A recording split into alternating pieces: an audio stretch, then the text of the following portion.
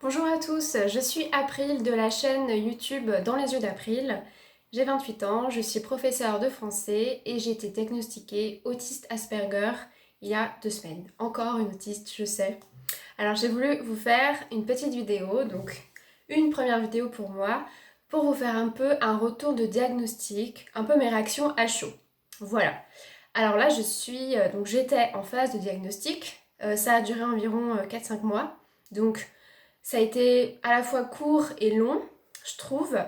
Moi, je me suis auto-diagnostiquée en fait toute seule durant l'été et j'ai entamé une démarche diagnostique à la rentrée de septembre.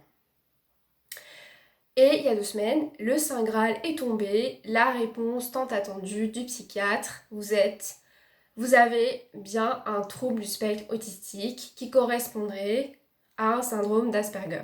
Même si on ne parle plus maintenant de syndrome d'Asperger, puisqu'on englobe tous les traits autistiques sous l'appellation TSA, trouble du spectre autistique. Alors, je ne vais pas expliquer dans cette vidéo quelles sont les caractéristiques d'un spectre autistique, parce que d'autres le font très bien, l'ont très bien fait sur YouTube ou ailleurs, et que la vidéo serait trop longue. Donc je vais juste me concentrer sur ma réaction. Donc avant le diagnostic final, j'oscillais un peu entre je suis autiste, je suis pas autiste.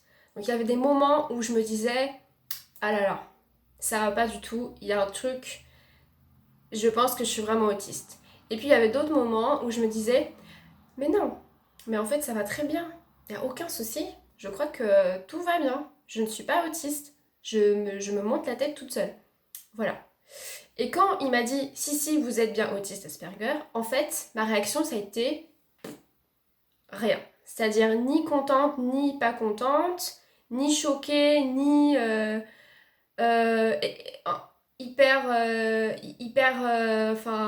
sentiment d'être reconnue, ni rien de tout ça. Juste un peu, je pense que j'étais sidérée sans doute. J'étais sidérée et du coup, voilà, c'est passé un peu comme une lettre à la poste, comme si on me disait est-ce que tu peux me passer le sel? Bah oui, voilà le sel, tiens, je te le donne. Voilà, c'était un peu ça. C'était un peu oui, et alors? Et donc?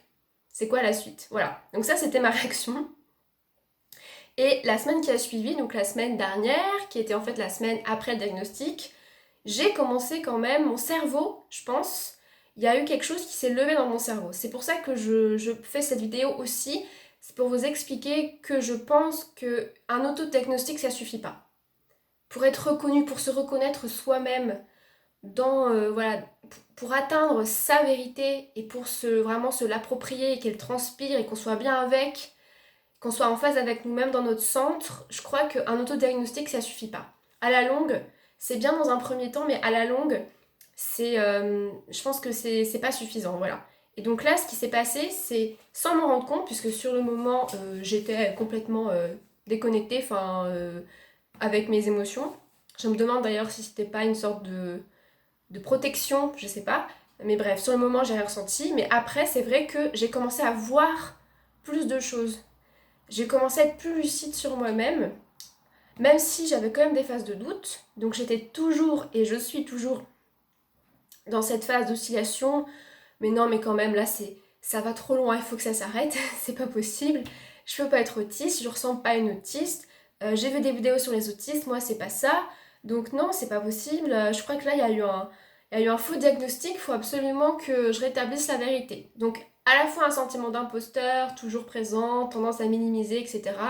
Et en même temps, quand même, je vais vers ah oui, je me rends compte vraiment là. Je me rends compte de ce que ça fait. Et aussi parce que je travaille avec une psychologue depuis 1 an et demi. Mais là, du coup, je peux parler de certaines situations et elle a un petit peu le... Du coup, elle analyse plus à travers le fonctionnement autistique. Et donc, ça me donne d'autres clés d'analyse. Enfin, ça me donne une autre lecture de la situation, de moi-même, de ma réaction, etc. Et je me dis, ah oui, là, c'est vrai que dans la communication, il y a quelque chose qui... il y a eu quelque chose qui a été à côté, mais ça doit être du fait de mon fonctionnement autistique. Voilà. Donc, du coup, c'est une meilleure lucidité, une chance d'avoir cette info-là sur moi-même pour pouvoir aussi l'utiliser comme un outil voilà, d'analyse en thérapie. Et en même temps, c'est dur d'y croire, du mal à y croire.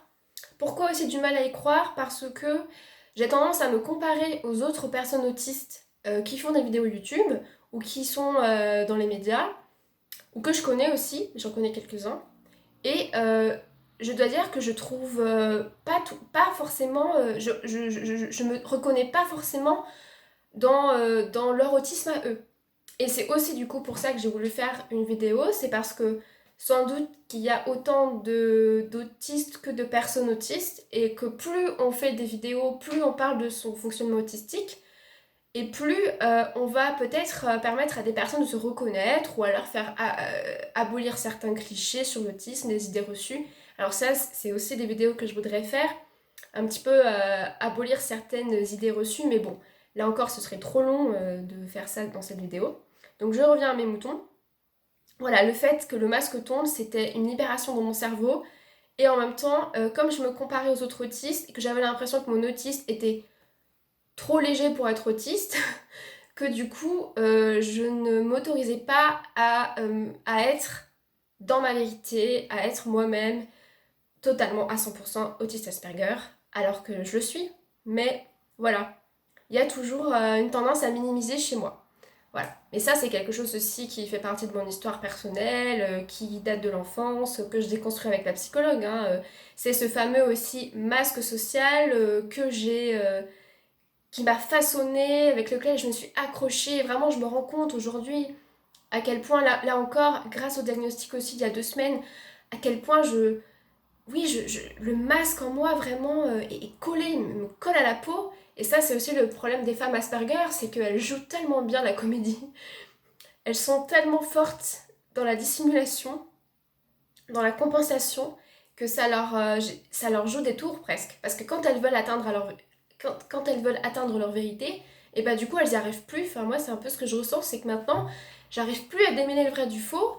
Qu'est-ce qui est chez moi construit socialement pour plaire aux autres, pour passer inaperçu, pour pas être rejeté, et qu'est-ce qui est vraiment moi?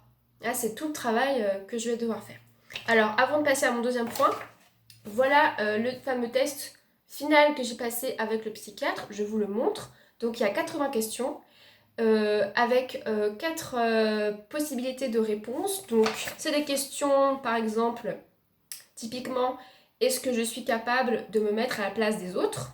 Alors soit on répond oui maintenant et quand j'étais jeune, donc avant 16 ans, seulement vrai maintenant, seulement vrai quand j'étais jeune et jamais vrai. Donc pourquoi on parle avant, après 16 ans? Je pense que c'est pour évoquer justement ce masque social qu'on a tendance à créer, et le fait qu'en fait, à force de vivre, parce que à force de vivre, on a d'expérience et donc on comprend, voilà. Parce que certaines choses ne sont pas innées chez nous, mais on peut les acquérir à force de faire des erreurs, à force d'expérience, de rencontres, etc. Donc c'est pour ça qu'il y a, je pense, cette subtilité avant-après saison.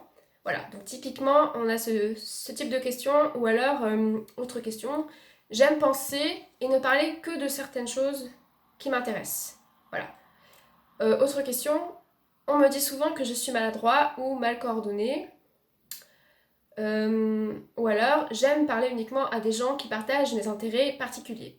Donc ces questions, en fait, elles regroupent un peu un fourre-tout de toutes les caractéristiques qu'on peut retrouver dans un trouble du spectre autistique. Donc c'est assez varié, et c'est pour ça que ce test est assez fiable. C'est le test RAADSR, je ne sais pas trop comment on prononce, voilà. Mais ce test apparemment est à 100% ou à 95% fiable. Voilà, donc vous pouvez le passer avec un psychiatre spécialisé, ça a été mon cas, puisque moi j'ai été dans le privé, dans le libéral, et pas chez un centre de ressources sur l'autisme, CRA ou CRA. Donc ça sera aussi l'objet de peut-être une autre vidéo, pourquoi je suis allée dans le privé et pas du coup dans un centre pour me faire diagnostiquer, alors que c'était gratuit. Je vous expliquerai tout ça prochainement. Mais donc on m'a donné ce test, et ce test en fait il fallait avoir 60 points pour être diagnostiqué.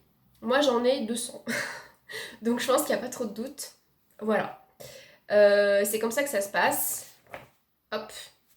Donc, je parlerai des tests aussi plus tard. Et le deuxième point que je voulais évoquer, c'est du coup ce deuil que j'ai dû faire. Ce deuil que j'ai commencé à faire à partir du moment où on se rapprochait quand même de la forte probabilité que j'étais autiste. Et ce deuil que je continue à faire de manière plus profonde depuis que je le sais que c'est officialisé par un certificat médical. D'ailleurs, certificat que voici, le certificat du psychiatre, le Saint Graal, pour avoir peut-être la reconnaissance de travailleuse handicapée, pour avoir des aménagements dans mon travail, mais j'en suis pas encore là. Voilà. Ce deuil parce qu'en fait, c'est vraiment un autre moi à me réapproprier. J'ai l'impression que c'est une rencontre avec une autre April. C'est ça. C'est comme si deux personnes se superposaient. C'est comme s'il y avait une ancienne April qui, en fait, j'ai cru que c'était moi, mais c'était pas tout à fait moi. C'était seulement en partie vrai. Et là, maintenant, je rencontre une autre personne. C'est moi, cette personne, mais je... Voilà, c'est ce que je suis finalement à l'intérieur. Quand on enlève toutes les couches sans doute de construction sociale et de compensation et autres. Mais c'est voilà, c'est comme une autre peau à se réapproprier, donc à s'approprier. Donc c'est étrange, c'est perturbant. Parce qu'on on a quand même une représentation de soi. Ça touche à la représentation de soi. On a tous une idée de qui on est, de ce qu'on renvoie aux autres quand même. Et c'est ça aussi, je pense que ça nous donne une sorte de repère, de repère, de stabilité. Et là, c'est comme si tout ça avait volé en éclats et en fait, tout ce que je croyais être moi, c'était pas tout à fait vrai. Et tout ce que je pensais renvoyer aux autres de moi, c'était pas non plus tout à fait vrai. Et donc, c'est assez déstabilisant. Alors, par exemple, moi, j'ai toujours cru que que j'avais pas de limite. C'est-à-dire que je pouvais faire tout ce que je voulais dans ma vie en travaillant. J'y arrivais en fait. Il me suffisait de travailler très dur, de m'accrocher, d'être volontaire, déterminée et j'allais atteindre mes objectifs. C'était vraiment mon truc à moi, c'était vraiment sky is the limit un peu quoi. C'était j'ai envie de faire plein de choses parce qu'en plus j'ai toujours eu beaucoup d'énergie, j'ai toujours eu beaucoup d'envie, de désir de vivre, d'élan vital, de créativité, des projets, des idées. Et donc j'étais tout le temps poussée en avant comme ça avec ma créativité, avec mon énergie. Et j'étais à des années-lumière de penser que en fait j'étais limitée. Voilà, même si je suis super forte et que oui, j'y arrive, mais qu'au fond de moi, depuis toujours, j'étais limitée, j'avais des obstacles en fait que d'autres n'avaient pas. Je devais contourner les difficultés, trouver des stratégies pour contourner des difficultés que d'autres n'avaient pas. Donc en fait, c'est hyper perturbant de se dire ah ouais, mais j'en ai fait deux fois plus que les autres, quoi, en fait. Et je m'en suis pas du tout rendu compte. C'est dingue. Moi, j'ai toujours cru que voilà, que j'avais plein de capacités, ce qui est le cas. Mais y a plein de choses, de petites choses, en fait, qui dysfonctionnaient. Surtout au niveau social. Hein, et moi, je m'en rendais pas compte. Voilà, j'étais un peu dans l'illusion. Et j'avais mis un vernis sur moi. C'est vraiment ça, j'ai l'impression que j'avais mis un vernis où vraiment je me mentais un peu à moi-même, quoi. Même j'étais persuadée d'être hyper sociable. J'étais persuadée d'être la fille, voilà, hyper sympa, hyper sociable, qui passe très bien en société, parce que j'étais sympa. Mais en fait, c'est différent. Je peux être sympa au fond de moi, mais en fait, si j'envoie pas les bons signaux aux autres, l'autre ne peut pas le savoir. Mais moi, je pensais qu'il le savait, qu'il avait compris, quoi, que j'avais pas besoin de lui montrer. Enfin, c'est un peu bizarre, mais voilà, il y avait ça. Et puis en fait, super sociable, mais je me rendais pas compte qu'en fait, je passe beaucoup de temps à être en retrait, quoi, par rapport aux autres dans la communication. Parce qu'en fait, j'arrive pas à faire ce ping-pong conversationnel, à interagir à temps. Pour moi, c'est trop rapide. Il y a trop d'informations. Je sais pas quoi dire, je sais pas comment le dire. Il y a trop de questions qui m'arrivent. Et donc ça, je le voyais pas du tout avant. Maintenant, je le vois, mais avant, je le voyais pas du tout. Donc voilà. Du coup, je me dis, c'est une autre April qui, en fait, est une super héroïne parce qu'elle a réussi à faire tout ça, malgré les difficultés, mais en même temps, oui, avec avec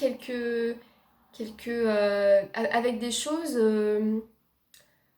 auxquelles il va falloir faire attention. Voilà. Là maintenant, il faut faire attention, il faut renégocier, se renégocier soi-même et voir ce qu'on peut faire et ce qu'on peut ne pas faire. Donc moi, je peux tout faire, je pense, vraiment.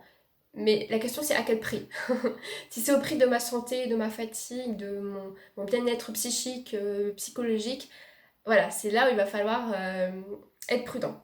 Et le troisième point que je voulais aborder pour finir, c'est suite au diagnostic, bien sûr. Maintenant, comme on est un peu plus, enfin carrément plus, hein, légitime à parler d'autisme, de troubles du spectre autistique, c'est est-ce qu'on le dit ou pas? That's the question. Et si on le dit, à qui on le dit? Et comment on le dit? Et pourquoi on le dit à lui et pas à un autre? Et donc c'est la question de regard de l'autre, l'autre qui a ses représentations sur l'autisme, peut-être malheureusement très caricatural. Donc comment il va réagir? Est-ce qu'il va me rejeter? Est-ce qu'il va l'accepter? Est-ce qu'il va me dire ah bah je m'en fous, pourquoi tu me dis ça voilà. Et donc c'est difficile pour moi aussi parce que je suis autiste et que je j'ai pas forcément les codes.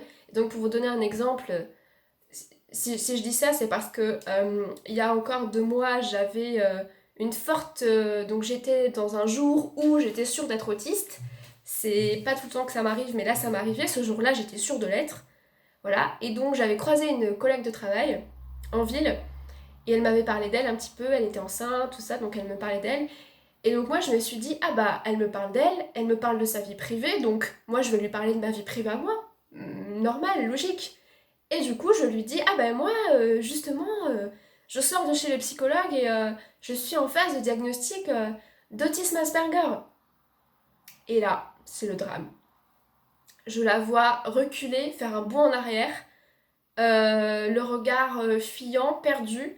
Et puis voilà, elle est partie quoi, elle a décampé, aussitôt dit, aussitôt décampé quoi. Donc là, bon, ça a été un échec du coup. Voilà, et donc je pense que il faut faire attention à qui on le dit, vraiment. Il faut faire attention. Et ça, c'est tout un travail aussi de considération, et puis de, voilà, comment assumer le regard de l'autre. Est-ce que je le dis aussi au travail? Comment ça va se passer? Dans ma famille, là, je peux le dire. Voilà, mon compagnon, je le dis, etc. Ma mère, elle le sait, mais voilà, mes amis aussi. Mais après, chez les autres, est-ce qu'on le dit ou pas? Parce que si on le dit pas, finalement, et si on fait une crise, après, ils vont pas comprendre. Donc moi, quand je vais au cinéma et qu'en fait, il y a du monde, donc je suis dans la file d'attente, et qu'il y a des petites mamies qui me poussent, qui m'écrasent parce qu'elles sont pressées, parce qu'elles veulent vite rentrer dans le cinéma, et que du coup je suis oppressée et je finis par pleurer, par leur dire est-ce que vous pouvez reculer un peu et qu'elles comprennent pas. Bon bah voilà, là c'est une inconnue, mais en fait si je leur expliquais en fait voilà j'ai un handicap, je suis autiste et donc je suis vraiment pas bien dans la foule, dans les files d'attente, est-ce que vous pouvez faire un peu attention s'il vous plaît? Peut-être que ça changerait, bon peut-être pas, je sais pas, mais en tout cas j'aurais essayé. Donc voilà, c'est une question à se poser. Donc voilà pour cette première vidéo de retour diagnostic. Réaction à chaud de l'autisme Asperger. Merci de m'avoir écouté. N'hésitez pas à laisser des commentaires si vous avez envie de partager votre expérience ou si vous avez des questions. Voilà, et je vous retrouve pour une autre vidéo. Merci, ciao, bye bye.